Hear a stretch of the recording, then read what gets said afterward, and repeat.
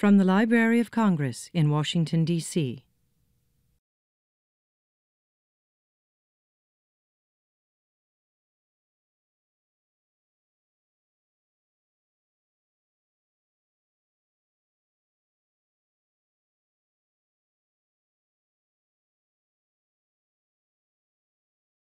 My name is Nicholas Brown. I am a music specialist and concert producer here, and I am so thrilled to be joined by two wonderful colleagues and I hope now friends that I've made over the course of a year of very hard work in making this whole week possible.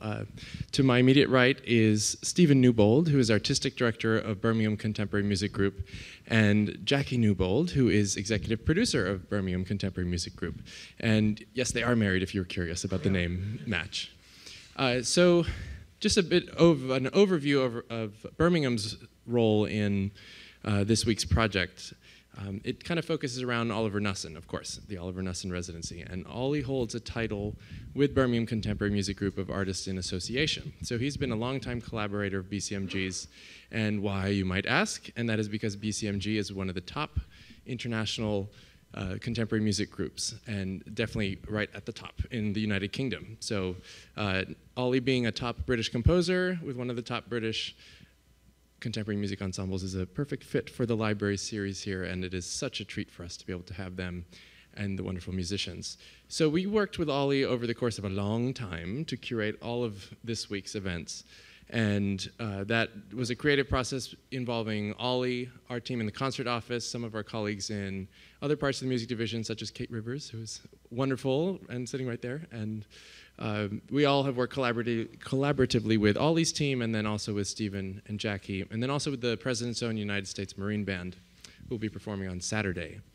And we did a very special composition workshop yesterday afternoon, which featured 4 student composers, 2 from Peabody and then 2 from the University of Maryland.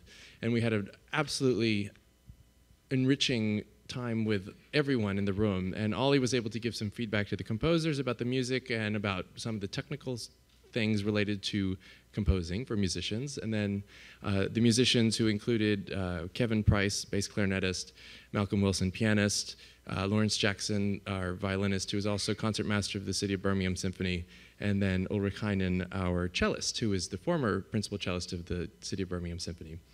And it was just an amazing sort of microcosm of creativity and knowledge and education. And I think all of us who were in the room, who were not basically on the hot spot as the composers, really had a great time seeing how that creative process could work between a master teacher and graduate level students. So the purpose of our talk this evening is to just learn more about Birmingham Contemporary Music Group, its history, its founding, what it's doing today, and where the future is for the ensemble. And there are a couple of different topics, such as commissioning, that we'll discuss, which is very special and critical to BCMG's mission. So perhaps you could cover the origins of the ensemble and your role in that as well. Thank you, Nick. And first of all, I'd just like to say what a privilege and delight it is to be here. As Nick was saying, Jackie and I and my colleagues and Ollie have been working with Nick over, well, it is over a year, maybe it is a year, yes, maybe a bit more. These things take a long time, of course, to put together, and that's been great. And to come here and be in this extraordinary building, in this amazing city, and not only that, but to be have the privilege of enabling our musicians to play Stradivari string instruments. You'll see the Strad cello and Strad viola being played in tonight's concert. That's quite amazing. And we were treated this afternoon to a rather wonderful private view of some of the special things that in the collection here. Extraordinary manuscripts from Mozart, Stravinsky, Bartók, Britten, Frank Bridge, Ruth Crawford Seeger, the manuscripts of the songs. Of course, as I'm sure you know, the program tonight and the program on Friday has been built largely around the pieces, some of the pieces that are in this amazing collection here. And so it's just been very special. We've had a wonderful time. We've been looked after royally, and so it's great. And this is 26, 27 years ago now that the group first came into existence. It's important that you mentioned Ulrich Heinen, the cellist, because it was really his idea. Well, it was two cellists in the City of Birmingham Symphony. This was in the years that Simon Rattle, who later became Sir Simon Rattle, now chief conductor of the Berlin Phil, as you will know, was in Birmingham. And he was in Birmingham as music director of the CBSO for about 18, 20 years. That was an extraordinary time. During that time that I arrived in the city, and Jackie arrived a couple of years later to work initially, both of us, with the symphony. Really amazing, and I might just say a bit more about that later, but it was a little bit earlier than that Ulrich Heinen and his colleague, cello player Simon Clugston, who was my predecessor as artistic director of the ensemble, were on the back of a coach bringing the musicians back from a concert performance of Beethoven's Eroica Symphony in Northampton, I think it was, city not far from Birmingham. And one of the hallmarks of Simon Rattle's tenure as music director of the orchestra was not only to program a lot of 20th century music, it was then of course the 20th century, new music, but also classics and neglected works from the earlier part of the century. But it was also, this spirit of the new was in all his performances of old music as well. And they were reflecting on the performance they'd just taken part in of the Eroica, which had felt like, they were performing this piece as if they'd just seen the music for the first time. And feeling that, as well as the music for the full-size symphony, we should really be commissioning pieces for smaller forces. We should be exploring some of the masterpieces of the earliest 20th century for smaller forces. So they had the idea to form this ensemble, and initially it was entirely members of the CBSO, the symphony, who formed it. I think, apart from the first violinist, I think at that stage was a player outside the orchestra. So that was the origin. For 2 years it was run from within the orchestra management, part of that company. And I happened to be working on the staff of the orchestra then, and took up some of the initial sort of admin duties. And then in 1989, the ensemble separated from the symphony orchestra because we realised it had to start at a high level. Simon Rattle conducted it really in the early years from the beginning. The standard was immediately very high, and we felt that in order to open up other avenues of funding, it was important to separate. And also, if times got really tough for the symphony orchestra, then there was a danger that the BCMG might disappear. So we separated, and last season, 12-13, we celebrated a 25th anniversary. And Ulrich Heinen is still playing in the ensemble. He retired from the symphony orchestra a year ago, but he's a brilliant new music player, and he'll be playing the Strad here tonight.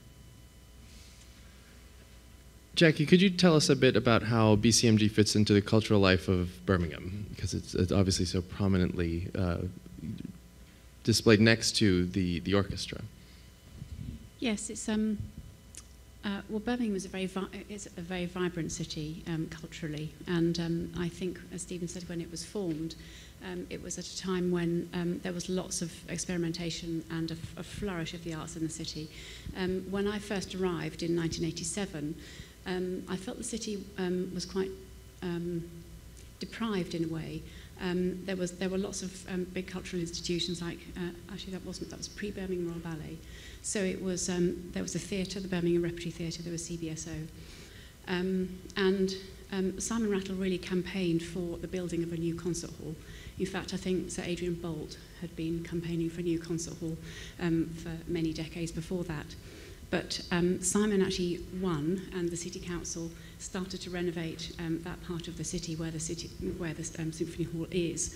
And what I noticed when coming to Birmingham was, as soon as that was started, and the City Council supported that and started renovating the part of the city where Symphony Hall is, it kind of regenerated the whole city as well. And I think culturally, groups like BCMG were able to flourish, And you say something more about the context of the cultural life there. Well, I think one of the things that's striking about it is that as well as the symphony and the theatre and the ballet, which Birmingham Royal Ballet actually was, Sadler's Wells Ballet moved up to Birmingham. So, you know, the kind of big cultural institutions you'd expect a large city to have, because Birmingham is, after London, the largest city in the UK. London, of course, is enormous, but Birmingham is the next one, slightly bigger than Manchester. There's a kind of rivalry between Birmingham and Manchester often. So you'd expect a city of that size to have over 1 million people in the city itself, and Greater Birmingham is quite a bit more, to have those kind of large cultural institutions. But there's also been a real flourishing of smaller organisations working at a high level, contemporary theatre companies, experimental companies, the Contemporary Music Group, etc. A very good contemporary jazz scene, which often actually brings the best American jazz performers over to the city as well. And one of the hallmarks over the years, actually, which Simon Rattle had a hand in starting, was to get all the arts organisations collaborating together. So there was a wonderful festival that he sort of put together with the former artistic director of the London Sinfonietta, which is an ensemble, similar to BCMG down the road, Michael Viner, who's sadly no longer with us. And Simon and Michael had this idea as we were going up to the millennium to create a festival for the 1990s called Towards the Millennium. And the idea was that for a month to 6 weeks in every year, programs across the city would look at a decade of the 20th century. So in 1991 it was 1900 to 1910, etc., until in 2000 it was all new work. It was the last decade. And that was really exciting because, of course, because just the 20th century, the amazing turbulent century, is so stuffed full of extraordinary art. So that was very exciting. But also all the arts organisations were working together, they were programming together, they were sort of collaborating either directly or indirectly. And then came, about the same time, a free arts festival in a September weekend every year, an idea that was borrowed from Amsterdam, in fact, the Utmarkt, their sort of free art market, where all the organisations would put on half-hour free shows all over the city, as an audience-building event, also very exciting. And so there's a lot of working together. And what's nice is that the City Council and the Arts Council, working together, really supported the smaller innovative organisations as well as the larger organisations, which is quite unusual. Birmingham City Council really supported the arts across the last 20 years, pretty much the most of any of the local governments. As Jackie said, enabling the hall to be built, Symphony Hall to be built for Simon Rattle, and also supporting smaller groups. And actually, tonight it's great because our Lord Mayor and Lady Mayoress have come over, and they're going to be here at the concert tonight, and they're sort of lending their support in that way. So there's a kind of real civic pride and an understanding that the arts and cultural life can help regenerate a city as well. Because Birmingham was a big manufacturing base. It used to be called the workshop of the world in the 19th century, made and exported stuff all over the world. And there's a big car manufacturing base as well. And a lot of that now is gone. But as the city was thinking how it would reinvent itself, it's become a big convention centre, a big centre for services. It understood that the arts and cultural life could really play a big part in that, and the city got behind it. One thing that I'd love for us to touch upon is the connection between British and American contemporary music. And obviously that taps into bigger picture historical and political relationships. But particularly with the Library of Congress, we have such a strong collection of British manuscripts, either works that we've commissioned or manuscripts that were given to us by some of our donors like Mrs. Coolidge. And it's really astounding as an Anglophile to be able to have this amazing taste of British music here all the time. So maybe you could give us some of your impressions about that relationship and how it relates to the library. It's really interesting because, of course, it's embodied in Oliver Knussen, really, who has such a strong relationship with this country. He came here as a young man, he came to Tanglewood, and in fact, there's a wonderful exchange of letters between him and Benjamin Britten when Ollie was coming over here for the first time. Britain, of course, had come over here in the 1940s and written Peter Grimes, which I think you have in the library here. It's quite an amazing thought. We were looking earlier at the first string quartet, which of course was a Coolidge commission, yes. I think.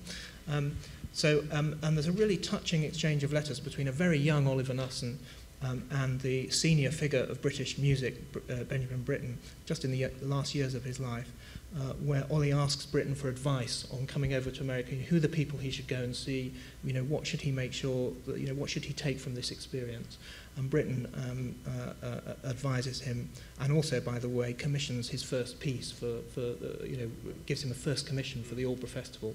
Britten lived actually just down the road from where Ollie now lives.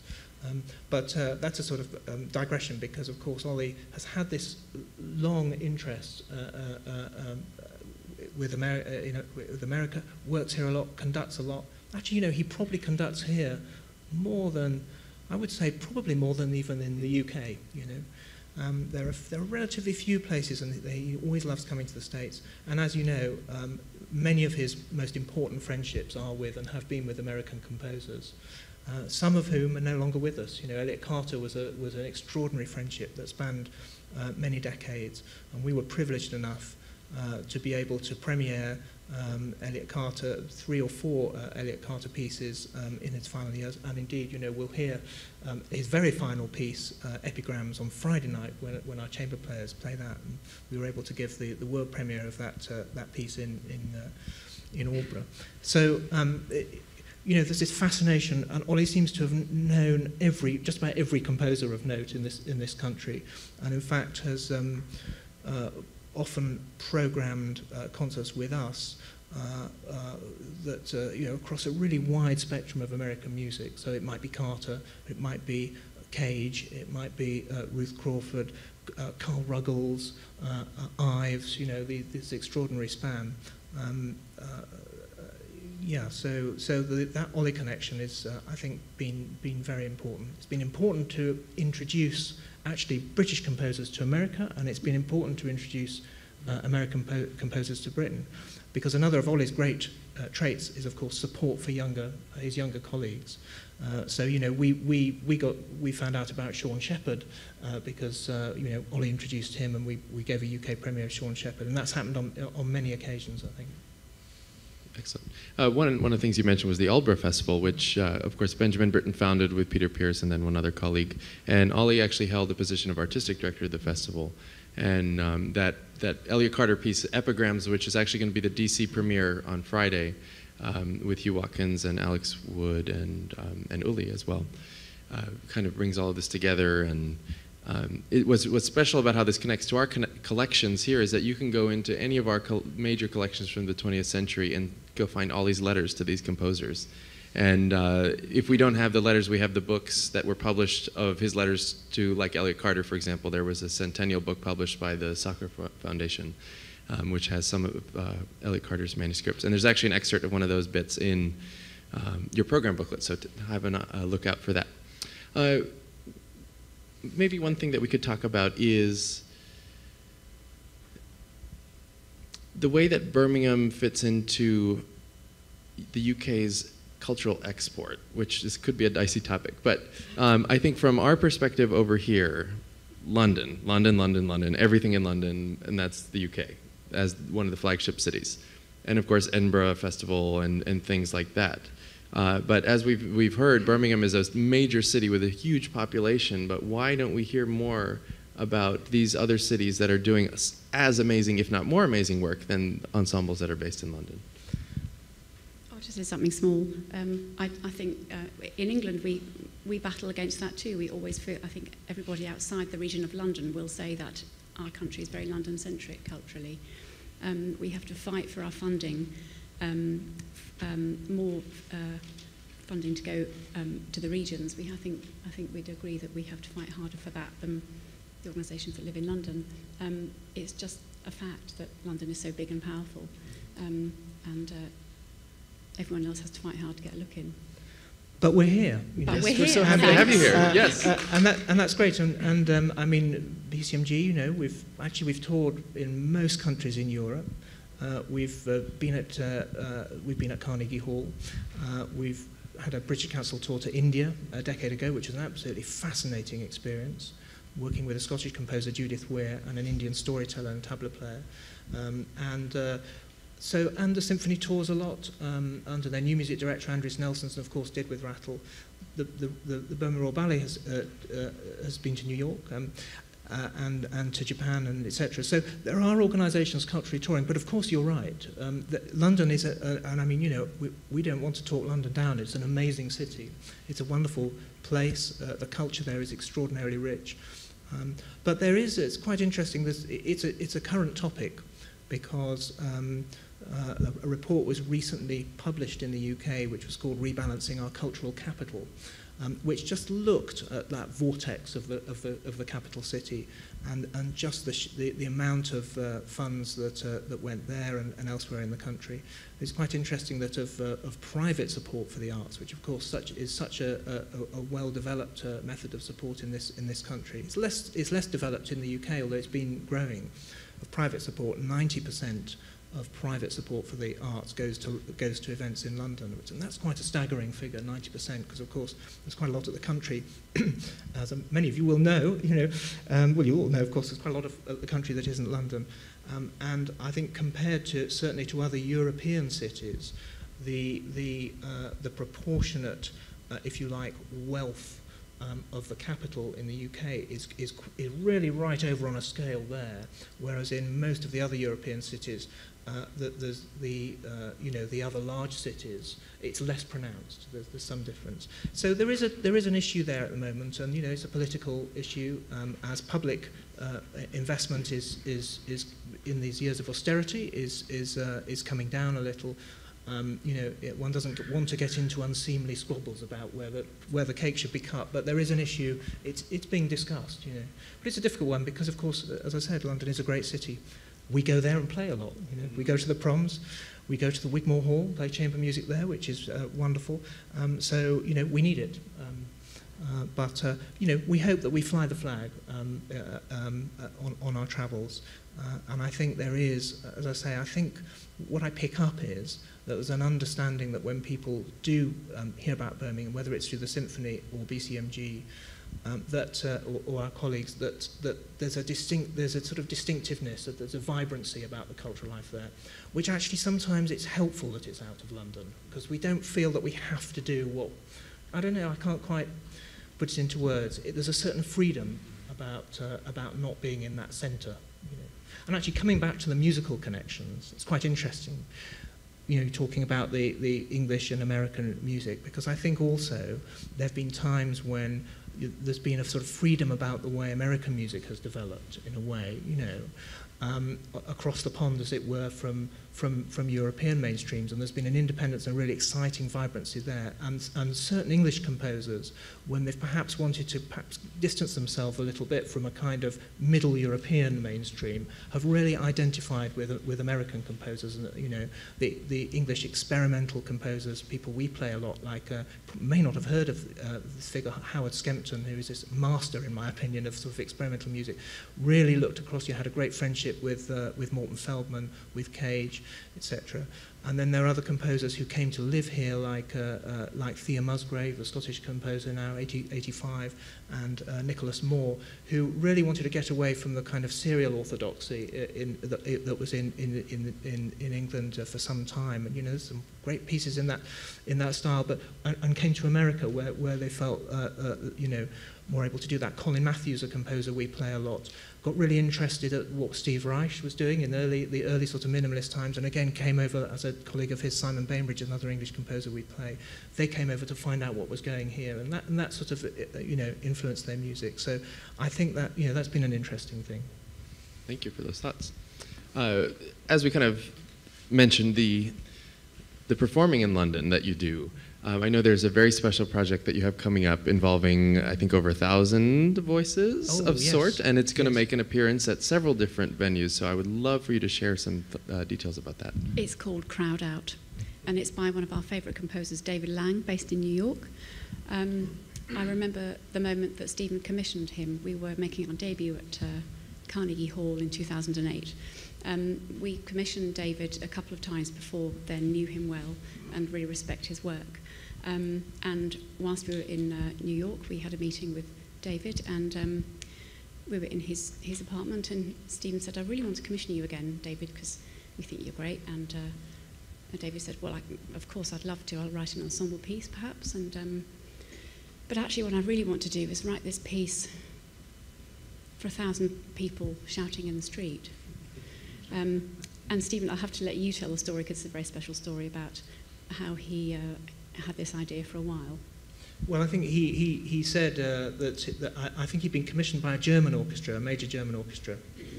Do you remember who it was? I think it was Berlin, actually. It was the Berlin and they'd said to him, this is David Lang, you know, New York bang on a can composer, who's wonderful and has writes a lot. And there are these, every now and then, these really strong ideas for pieces. He gets something very, very special. We've been lucky to have a couple of those in the past. The last one being The Passing Measures, which is a wonderful, wonderful piece. Anyway, he said that, well, I'm pretty sure it was Berlin. Anyway, this German orchestra had said to him, you can write whatever you want. And he said, well, I want to write this piece for 1,000 people shouting in the street. They said, well, you can't do that, but apart from that, you can do anything else. And it became a joke. You know, he would. This happened over a decade, and no one would actually say, okay.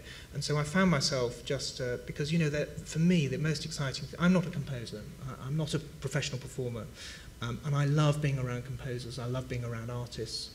It's so exciting, you know, and in those conversations when we're commissioning, I'm always trying to find the piece that composer really, really wants to do, not the piece they think that we might want to commission, not the piece that, you know, because that sometimes happens. One is aware that there's a market, and, you know, if you're a composer, it was the same for Mozart, you know, there's a market, and sometimes the composer thinks, well, yes, I probably need to write this kind of piece.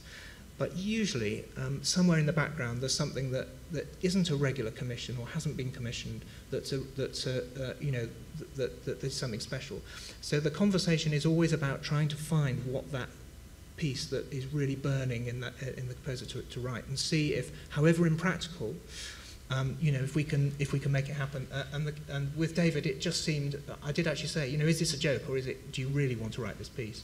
And he really did. And I think he'd been to a football match actually in England.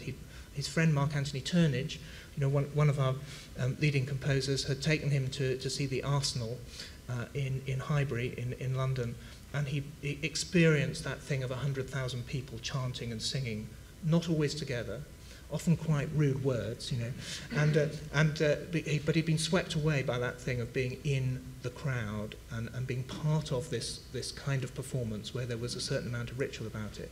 And I think there were other things as well, you know, there was a sort of Balinese tribal chanting choruses, Ketchak chorus and monkey chants, which, you know, you can Google and they're absolutely amazing, where tribes sort of, you know, perform in opposition to each other, these amazingly complex chants. And then there was another thing going on where David was interested in the idea, you know, this feeling of being in a crowd. In fact, the text for this piece, I should just explain, and you must stop me if I go on too much, so I get very enthusiastic about it. It's for 1,000 people, or actually it could be 50,000, but we're starting with 1,000, that's hard enough. The text, he did an internet search of when I'm in a crowd, and then, you know, edited it down, and it's things that so the text is made up in this. The text that makes up the piece is all things that people have said about how they feel when they're in a crowd, and many of them are actually negative. They're, you know, I feel lonely. I feel like rushing into tears is a really beautiful bit of text. Some of them are positive, but many of them reflect David's own feeling of anxiety in a crowd.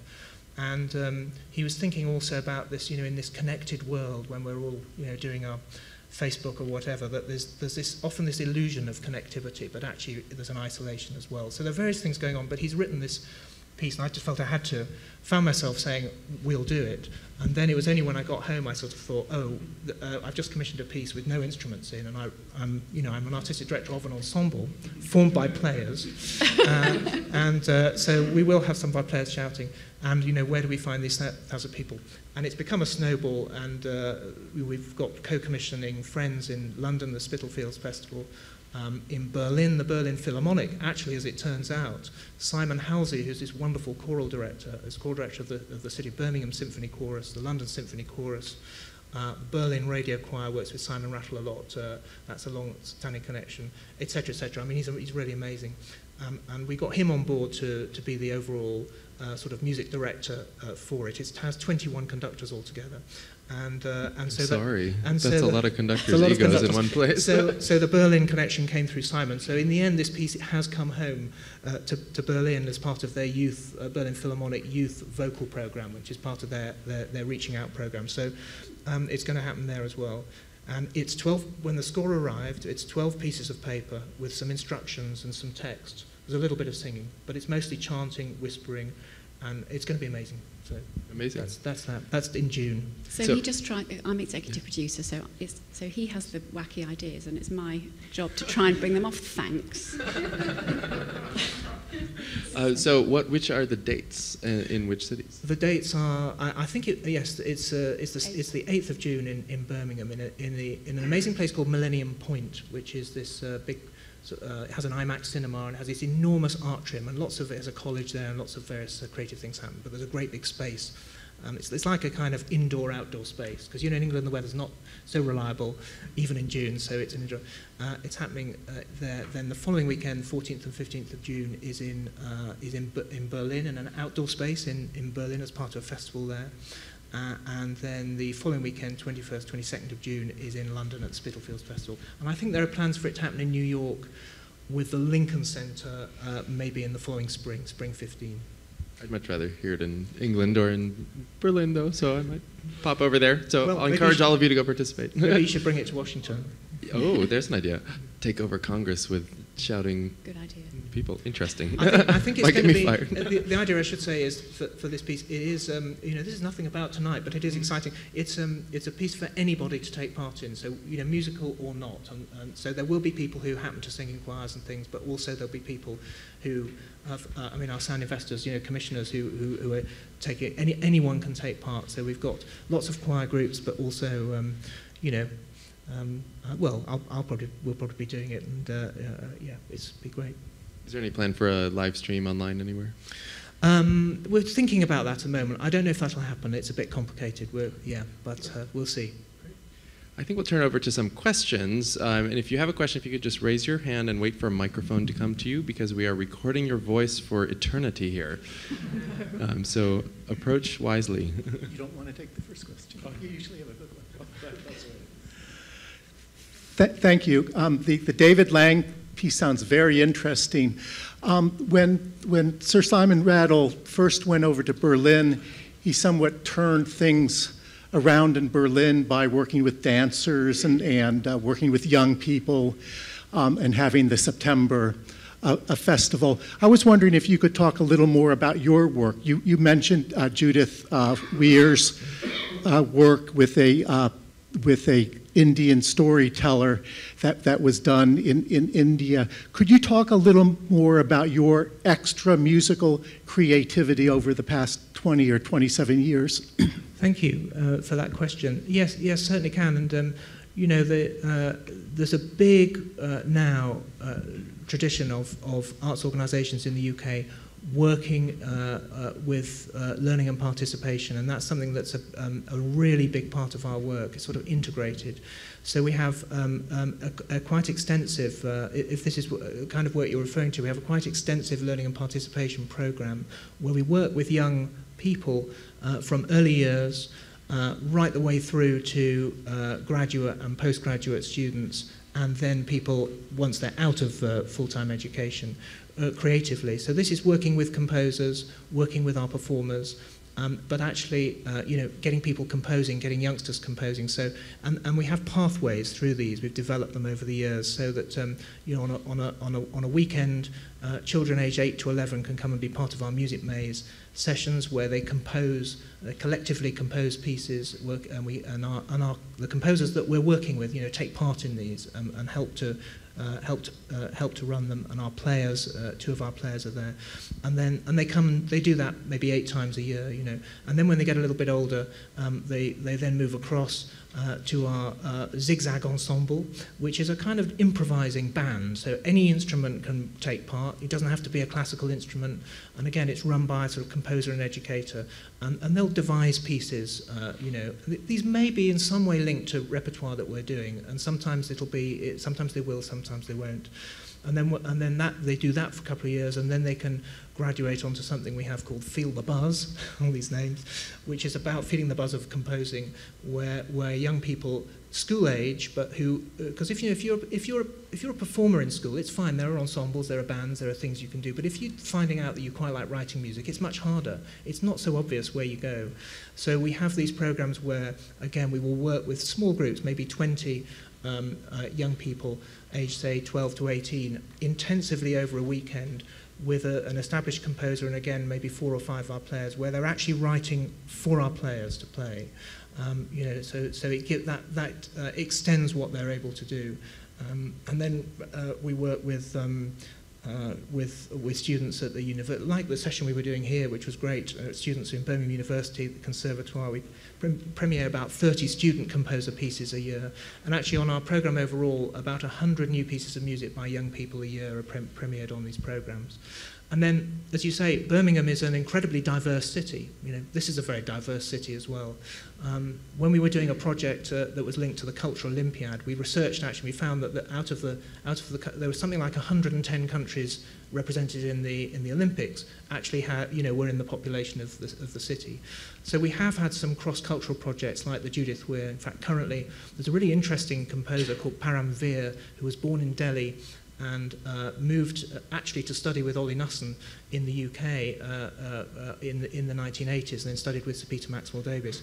He grew up as a tabla player and playing Indian classical music, but he was also surrounded by records of Western classical music, and he got fascinated by that as well, and he decided to study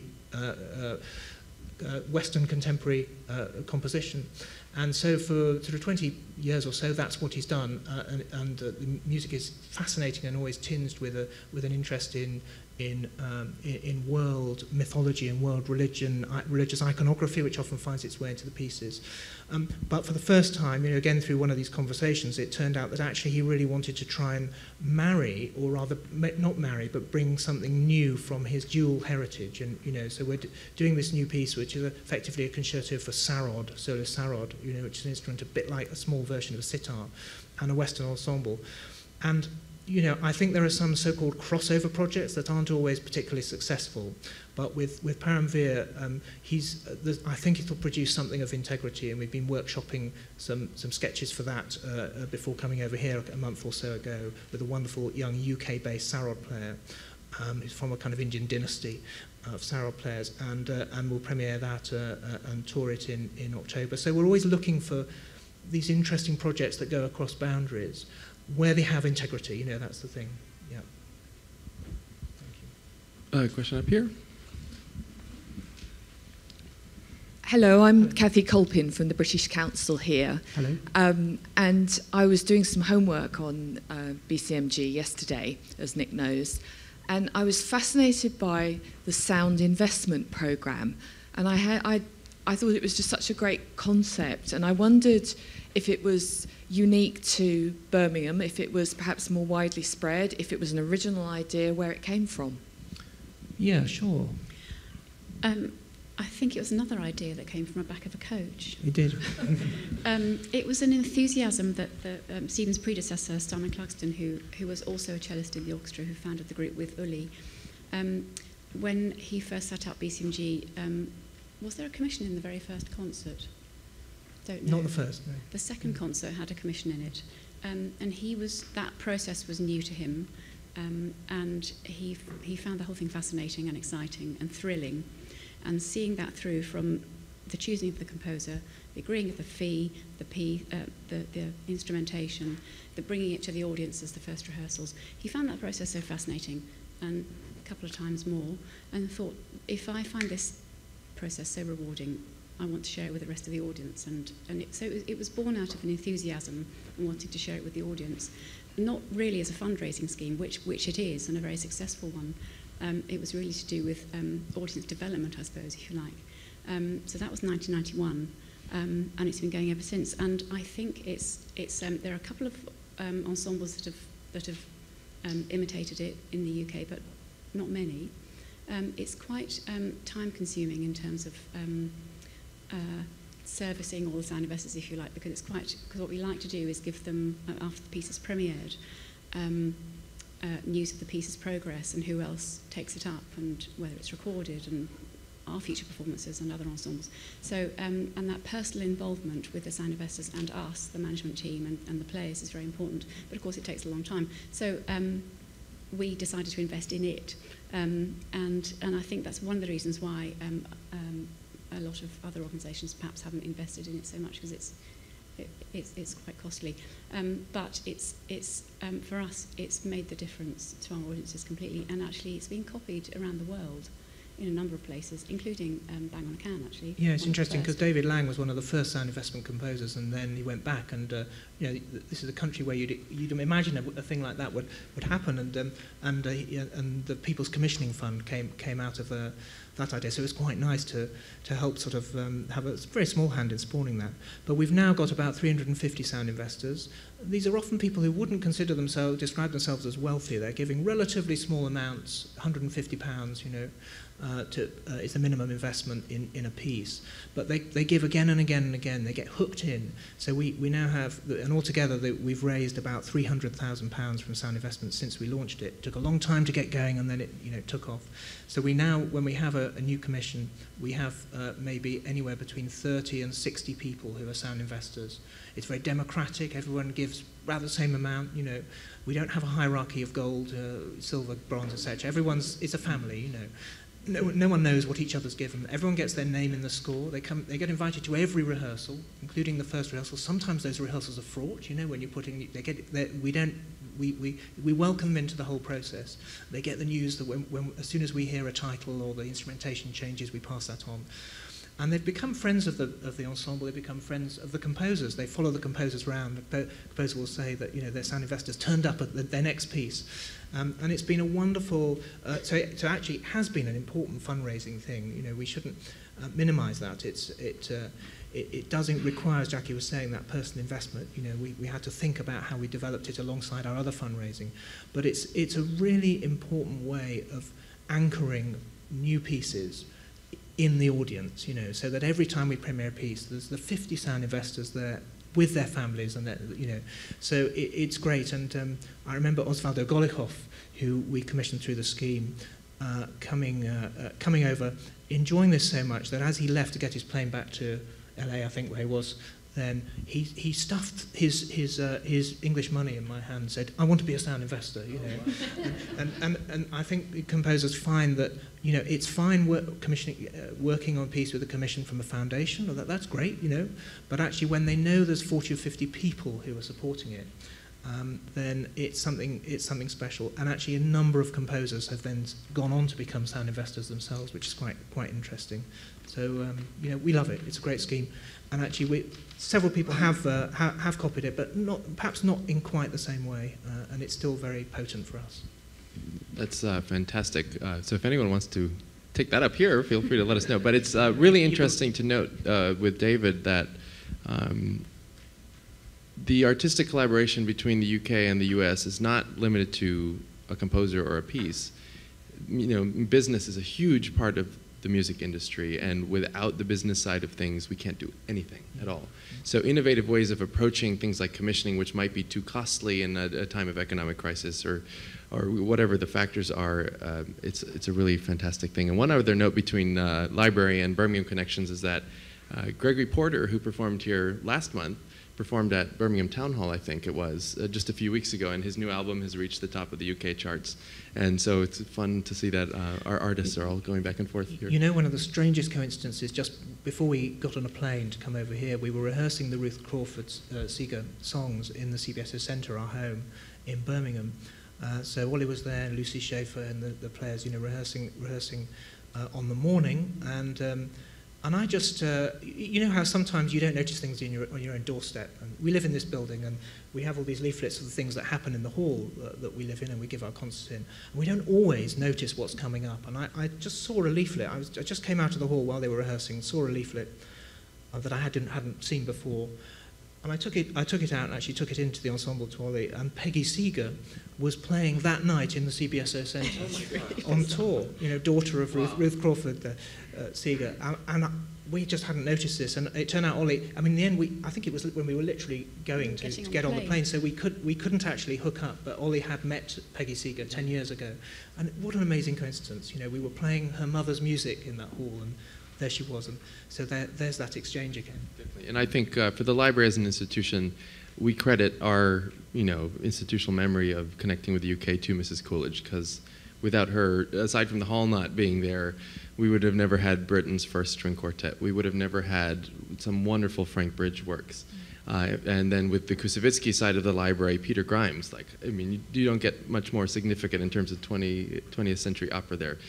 So I think all of us that work here now are very humbled by these histories within our institution, and we're so pleased to be able to continue the legacy that our founding patrons have. It's amazing.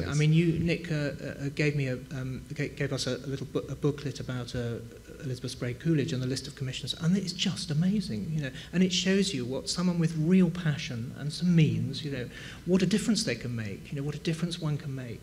I suppose with sound investment, in a very small way, we're trying to do that in a different way, but if you look at that list of commissions and the composers, of course not everyone has lasted the same way, but it's an extraordinary high hit rate, if you like, and there are really major figures there that are represented not once but 2 or 3 times, and wow, what a legacy. Definitely. And one question over here, which is unfortunately going to have to be our last. Okay. Hello, my name is Vandal, and thank you so much for coming to US to share some contemporary music. I have a friend who's a violinist at the LSO, and I'm always excited when I see UK musicians come here. I know you're really interested in contemporary music, but I'd like to know how important it is for you to, kind of like program old war horses, like the famous ones, like the New World Symphony or something of that sort. Yeah. Well, the old war horses don't really fall to us usually, but to our sort of sister, the Symphony Orchestra. But we do. But we do have young war horses. We do have young war horses. That's very good. Stravinsky. Yeah, it's true. What Jackie says is true. We do, though. There are a few contemporary music groups who just do new, or the last 10 years, 20 years, which is fine, but we do, rather like this program tonight, this is why it's so great for us to be doing these programs, we like going back, ranging freely across the 20th century, because of course it was such an extraordinary century, amazing art, amazing music created that isn't heard often enough. And these are all fabulous pieces on the program tonight. And so, as often as not, our programs will go back, if not to 1920, but maybe to 1940, 1950. And so it's quite interesting often to put a new commission in the context of, to anchor it in a context of older pieces that still haven't really, still are great pieces. One should take them into repertoire. Actually, one of the things Simon Rattle did, which so excited me when I first came to Birmingham, it wasn't just that he tore up the rule book in terms of programming generally. I remember going to a concert, which is crazy, it was Beethoven Leonora Overture No. 1, Sibelius Third Symphony, Beethoven Leonora No. 2, Sibelius Seventh Symphony, Leonora No. 3. Fantastic program that gets you on the edge of your seat even before you go into the concert hall. He did that, but he also was programming pieces from the 20th century that had been thought of as difficult, difficult for audiences. Schoenberg's 5 pieces for orchestra, Webern's 6 pieces for orchestra, both masterpieces, and he would program them every year, so that gradually an audience, that was not familiar with listening to this music in often unfamiliar style, the 12/10 style, would get used to it, and the beauties and the sort of jewels of a Weber and everything, and all that wonderful romantic gesture actually in Schoenberg would come out, and these pieces simply became repertoire. So that was also a very exciting thing. And similarly, we like to go back. So we're so delighted, to be here with Nick and be allowed with Ollie to program Stravinsky, Schoenberg, Castiglione, wonderful composer, very little played, marvellous to be able to play Castiglione as well. So great to do these old old new pieces as well as the new pieces. One of the fun things that we're able to as the library from the sort of programming side of even just this residency is that we were able to include the President's Own Marine Band to do not only just wind ensemble repertoire from the same kind of period, but through them we're able to pull in key works from that old warhorse kind of side of things. The Mozart Grand Partita for winds, which we're going to hear on Saturday afternoon. And by the way, we have the manuscript, and by the way, there's a facsimile published, and you can see it online and all this kind of goodness. But for us at the library, it is important we want ensembles to bring us their best. And we have BCMG to bring us the best of the repertoire that you cover and the new warhorses. And then we have the President's Own who are able to also include then the old warhorses within this picture of the Oliver Knussen residency. And the point of that is that we're addressing music that influenced Oliver and has influenced his development, whether it be Elliott Carter, whether it be Stravinsky, or Mozart and his wind composing. And Ollie certainly didn't know Mozart, but it's still relevant to this. Do you mind if I know it's a question time, but I just wanted to say something about Ollie because, and pay him a little tribute. You're paying him a huge tribute with this residency because he is an extraordinary figure. And I just wanted to sort of say that for us, there are... he's not a flamboyant conductor at all. The gestures, as you know, if you've seen him conduct before, they're tiny. He's a very large man. He conducts with tiny little gestures, and indeed he writes very small. His manuscript, when he's composing, is a tiny little piece of manuscript. So he's like a jeweler, and he's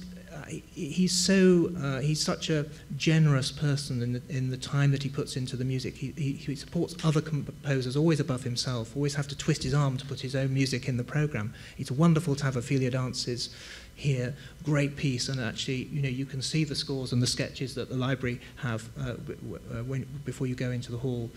And also his most recent piece, actually, of Ophelia's Last Dance, the solo piano piece that Hugh Watkins will play. But he's extraordinary, and the players love him. He's a musician's musician.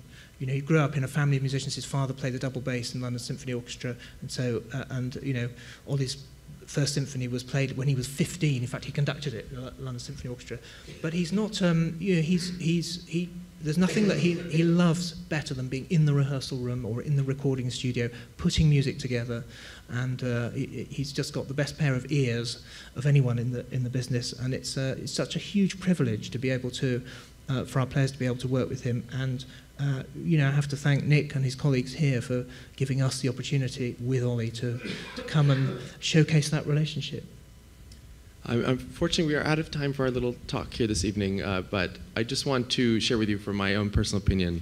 This is going to be a truly remarkable and memorable night at the Library of Congress, and I'm sure it's going to be a musical experience that we're going to think about in history down the line. Aside from the fact that it's the debut of BCMG here in Washington, just the energy that exists between BCMG, between Ollie, and the connection with the library's holdings is just truly remarkable, and this is, I think, for me, and I have to be at a lot of these concerts, one of the very special nights this season and in the time that I've been here at the library.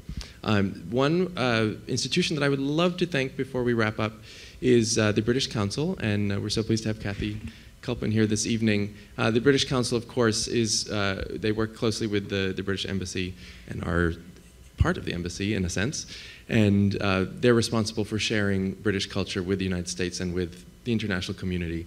And as we do that with bringing British artists in or sending American artists out, we are always so thrilled to work with partners such as the British Council, who are doing a lion's share of work on behalf of their country. So I think this is a wonderful synergy here tonight. Thank you all for being a part of that, because without you, there is nothing here. So definitely enjoy the rest of the evening. Make sure you check out the manuscripts in the foyer over here once the door opens. And just a reminder about the remaining concerts this week. On Thursday evening, we have the Chamber Music Society of Lincoln Center. There's going to be a pre-concert in here at 6:30 and then 8 o'clock show. On that concert, we're premiering a work that the library commissioned by Aino Juhani Radhavara, who is a Finnish composer. And also on the program is the Messiaen Quartet from the End of Time.